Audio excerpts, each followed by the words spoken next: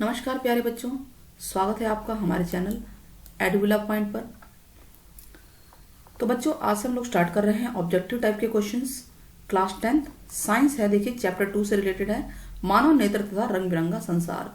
तो ये जो ऑब्जेक्टिव क्वेश्चंस हैं MCQ आपके CBSE बोर्ड, बिहार बोर्ड और यूपी बोर्ड, मतलब ये जो मेन बोर्ड्स हैं इन बोर्ड्स में काम आएंगे। बिहार बोर्ड में तो 50% जो है ऑब्जेक्टिव क्वेश्चन ही हैं। CBSE बोर्ड में भी काफी क्वेश्चंस ऑब्जेक्टिव टाइप के आएंगे, 1 वर्ड के क्वेश्चन हैं। तो आप लोग इसको जरूर देखिएगा, वेरी इंपॉर्टेंट क्वेश्चंस हैं और एग्जाम के पर्पज से ही हमने इसको बनाया है। तो टॉपिक वाइज, चैप्टर वाइज हम लोग लेंगे। अब ये पार्ट 1 है इसका, साइंस, क्लास 10 साइंस चैप्टर 1, मानव नेत्र रंग बिरंगा संसार, पार्ट 1। तो चलिए क्वेश्चन स्टार्ट करते हैं। पहला क्या है, मानव नेत्र के किस भाग पर वस्तु का प्रतिबिंब बनाते हैं? मानव नेत्र के किस भाग पर किसी वस्तु का प्रतिबिंब बनता है? मानव जो नेत्र है उसका कौन सा भाग है? कॉर्निया है, पारितारिका है, पुतली है, रेटिना या दृष्टिपटल है? तो रेटिना होता है बच्चों, नेत्र का जो पीछे हिस्सा होता है, रेटिना बोलते हैं इसे। तो मानव गोल स्फीयर की तरह होता है ना, यहाँ पे आपका रेटिना यहाँ होता है, यहाँ पर जो है प्रतिबिंब बनता है, उल्टी इमेज बनती है ना। क्वेश्चन नंबर 2, तारों के टिमटिमाने की व्याख्या किस सिद्धांत पर आधारित है? अपवर्तन के सिद्धांत पे, प्रकीर्णन के सिद्धांत पे, वर्ण विक्षेपण सिद्धांत पे या कोई नहीं? तो अपवर्तन के सिद्धांत पर, कि ये जो है कंटिन्यूअसली तारों से जो लाइट आती है, प्रकाश आता है, वो क्योंकि हमारा वायुमंडल का जो अलग अलग गैसें होती हैं सबका अलग अलग, कोई डेंसर मीडियम है, कोई सघन मीडियम है ना, सरल और विदम मानव, और हमारी आंखों तक आते आती है, कई बार जो है रिफ्रैक्ट हो जाती है। तो इस सिद्धांत पर हमें वो तारे चमकते हुए नजर आते हैं, कभी लाइट ब्राइट लगती है, कभी कम लगती है ना। तो ये इस सिद्धांत पर हमें आधारित है, अपवर्तन के सिद्धांत पर। तो ये आंसर है इसका। थर्ड क्वेश्चन है, नेत्र में किसी वस्तु का बना प्रतिबिंब क्या होता है? नेत्र में किसी वस्तु का बना प्रतिबिंब कैसा होता है बच्चों? वो प्रतिबिंब वास्तविक, उल्टा और छोटा होता है। वास्तविक, उल्टा और छोटा बनता है, ध्यान रखना है। वास्तविक उल्टा तो याद रहता है, छोटे बड़े की बात, छोटा बनता है नेत्र के अंदर, ठीक है।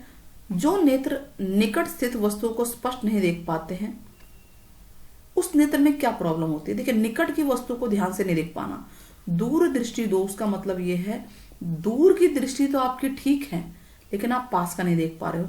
निकट दृष्टि दोष का मतलब होता है निकट की दृष्टि ठीक है, ठीक है, लेकिन दूर की दृष्टि में प्रॉब्लम है। जरा दृष्टि जो नेचुरल है, ओल्ड एज में होती है। और वर्णांधता, वर्ण कलर की प्रॉब्लम, कलर ब्लाइंडनेस होता है। तो जो व्यक्ति निकट की वस्तु को स्पष्ट से नहीं देख पा रहा, वो दूर दृष्टि, वर्ड का अपोजिट है, ध्यान देना है। निकट की वस्तु को ठीक से नहीं देख पा रहे, इसका मतलब उसकी निकट की वो साइड खराब है, यानी उसको दूर दृष्टि दोष है, ठीक है। नाउ क्वेश्चन 5, श्वेत प्रकाश की किरण जब किसी प्रिज्म से होके गुजरती है, सफेद लाइट, ठीक है, ये प्रिज्म कोई आपने बना दिया, उसकी सफेद लाइट आप प्रिज्म से होके गुजर रही है, तो आप देखेंगे 7 कलर में डिवाइड होती है, ऐसे ऐसे ऐसे ऐसे, ठीक है, 7 कलर में हो जाती है।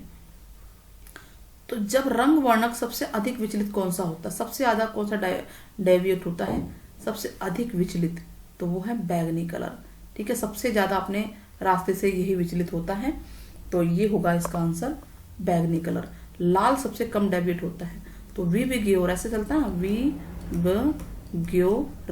रेड कलर, देखिए डेविएट का मतलब क्या है मैं आपको बताती हूँ। ये डेविएट मतलब क्या है कि ये लाइन सीधी जानी थी, ठीक है, तो अब ये थोड़ा सा डेविएट हुआ, रेड कलर हुआ, मान लीजिए रेड कलर यहाँ हुआ, और ये वायलेट कलर है, बैगनी कलर है, तो ये ज्यादा हो गया ना। एंगल आप देखेंगे तो इसका ज्यादा है, रेड वाले का एंगल कम है। तो यही बताना चाह रहे हैं कि जो बैगनी कलर है वो सबसे ज्यादा डेविएट होता है, विचलित होता है। क्लियर है? नेक्स्ट क्वेश्चन पे आते हैं। तो बैगनी हुआ, इसका सी आंसर होगा। छठा है, जरा दूरदर्शिता पीड़ित व्यक्ति का उपचार किस प्रकार के लेंस से होगा? देखिए, जरा दूरदर्शिता बुढ़ापे में होती है, इसमें दूर और नजदीक दोनों दृष्टि में प्रॉब्लम आ जाती है। तो अवतल लेंस, तो अपसारी लेंस, अभिसारी लेंस, ये सारे तो नहीं होंगे। तो बाइफोकल लेंस होता है। बाइफोकल में क्या होता है कि जो लेंस बनता है वो इस तरह से बनता है कि ऊपर वाला तो दूर की चीजों को देखने के लिए, क्योंकि हम सीधा देखते हैं। देखिए, हम सीधा देखेंगे तो ऊपर देखेंगे, तो ऊपर वाला पार्ट जो है वो दूर के लिए है, और नीचे वाला पार्ट जो है, नीचे किताब पढ़ रहे हैं उसके लिए हो गया। तो बाइफोकल लेंस लगता है, इसको बोलते हैं बाइफोकल लेंस। क्लियर हुआ? तो बी इसका आंसर है। 7th, एक स्वस्थ मानव नेत्र के लिए निकट तथा दूर बिंदु क्रमशः कैसे होते हैं? देखिए निकट तो 25 सेंटीमीटर है, 25 सेंटीमीटर तक आप सही से देख पा रहे हैं तो ठीक है, और दूर में होता अनंत दूर, जितना भी हो सकता है देख सकते हैं, तो समझ लीजिए कि वो दूर बिंदु हो गया। तो निकट 25 सेंटीमीटर है, अगर आप ठीक से नहीं देख पा रहे तो आपको निकट की प्रॉब्लम है, तो आंसर होगा इसका डी। क्लियर है?